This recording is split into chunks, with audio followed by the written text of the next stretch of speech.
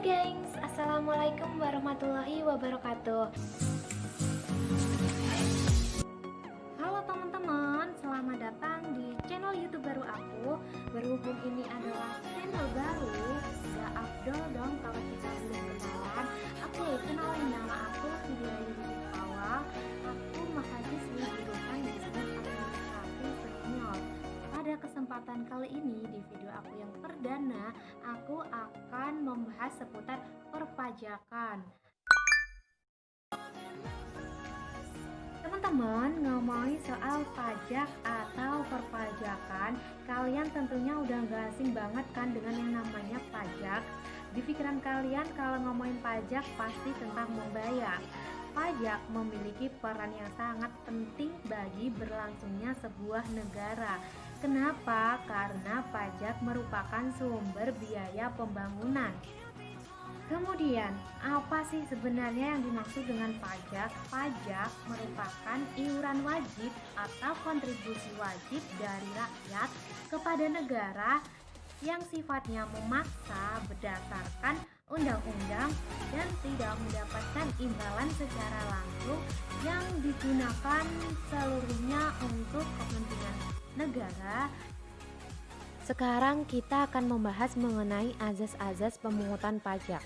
Azas pemungutan pajak merupakan dasar dan pedoman yang digunakan untuk pemungutan pajak. Di Indonesia, kita memiliki azas pemungutan pajak. Yang pertama ada azas finansial. Azas finansial ini adalah pungutan pajak dilakukan sesuai dengan kondisi keuangan atau finansial wajib pajak.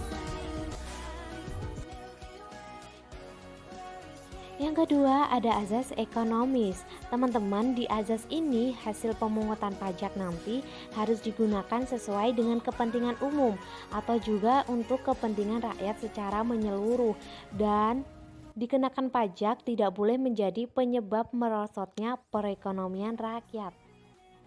Ya, ada azas yuridis. Azas ini berpatokan dengan pasal 23 ayat 2 Undang-Undang Dasar 1945 yang intinya itu segala tindakan yang menempatkan beban kepada rakyat seperti pajak dan lainnya harus ditetapkan dengan undang-undang, yaitu dengan persetujuan DPR. Yang keempat ada azas umum. Azas ini harus didasarkan atas keadilan umum. Jadi teman-teman, baik pemungut maupun penggunaan pajak harus dirancang untuk masyarakat Indonesia. Misalnya nih, untuk pembangunan jalan raya, pembangunan jembatan, pembangunan sarana transportasi, atau fasilitas umum lainnya yang disediakan pemerintah untuk kemakmuran rakyat. Yang kelima ada azas kebangsaan. Azas kebangsaan ini adalah setiap yang lahir dan tinggal di Indonesia wajib membayar pajak sesuai dengan ketentuan yang berlaku di negara Indonesia. Contohnya nih teman-teman, misalkan aku adalah kebangsaan Malaysia tapi berada atau tinggal di Indonesia. Dengan demikian aku tidak wajib membayarkan pajak, kecuali nih teman-teman, selama 12 bulan atau lebih aku berada di Indonesia tanpa pernah meninggalkan Indonesia, maka boleh dikenakan pajak selama penghasilan aku bersumber dari Indonesia. Dan yang keenam ada azas sumber.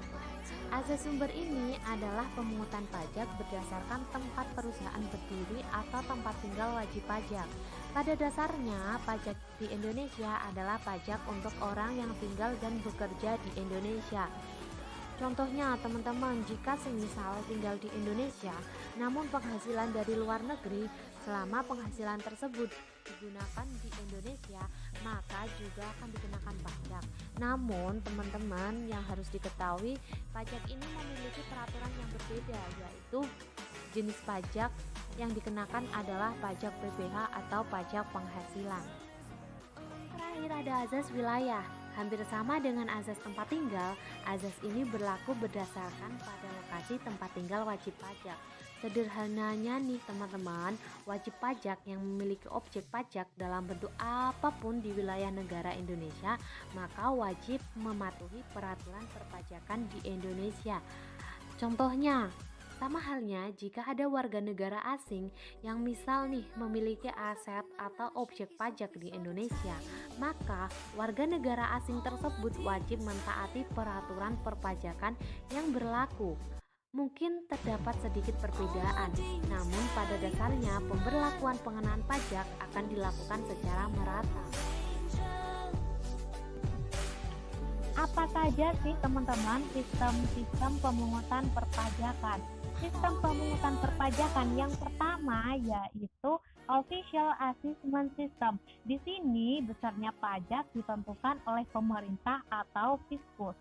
Yang kedua ada Self Assessment System. Di sini wajib pajak diberi wewenang untuk melaporkan, membayar dan menghitung sendiri. Sistem pemungutan perpajakan yang ketiga ada withholding system. Di sini yang memberikan wewenang untuk menentukan pajak adalah pihak ketiga. Sekarang kita membahas mengenai fungsi-fungsi perpajakan. Fungsi pajak yang pertama fungsi anggaran, yaitu sebagai sumber keuangan negara yang diperuntukkan untuk membiayai seluruh pengeluaran pemerintah. Contohnya, memasukkan pajak dalam APBN sebagai penerimaan dalam negeri. Yang kedua, ada fungsi pengaturan. Fungsi pengaturan ini, pajak digunakan sebagai alat untuk mengatur kebijakan tertentu di bidang ekonomi sosial. Misalnya nih teman-teman, untuk mengatur bea cukai ataupun pajak produksi dalam negeri. Yang ketiga, ada fungsi pemerataan pendapatan. Pajak yang dipungut pemerintah selanjutnya nanti akan dikembalikan lagi kepada rakyat dalam bentuk penyediaan fasilitas publik. Dengan demikian, teman-teman, pemerintah dapat membuka kesempatan kerja dengan tujuan untuk meningkatkan pendapatan masyarakat. Fungsi legalitas pemerintah. Teman-teman, di sini nanti pemerintah akan membebani pajak atas warga negaranya.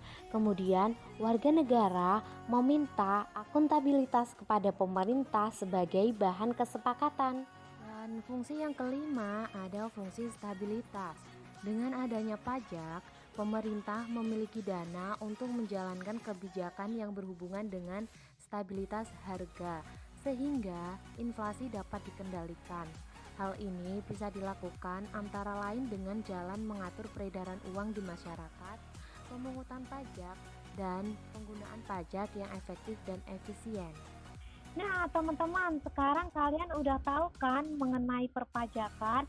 Semoga di next video aku selanjutnya aku dapat membahas materi perpajakan yang lebih detail lagi. Yang belum aku ingetin, like, comment, dan subscribe video aku. Juga untuk meng-share video aku ke teman kalian maupun ke semua orang, ke sahabat kalian dan siapapun, dan semoga dapat membantu. Karena ilmu yang bermanfaat tidak untuk diri sendiri, melainkan untuk berbagi. Apabila ada salah kata, mohon maaf. Wassalamualaikum warahmatullahi wabarakatuh.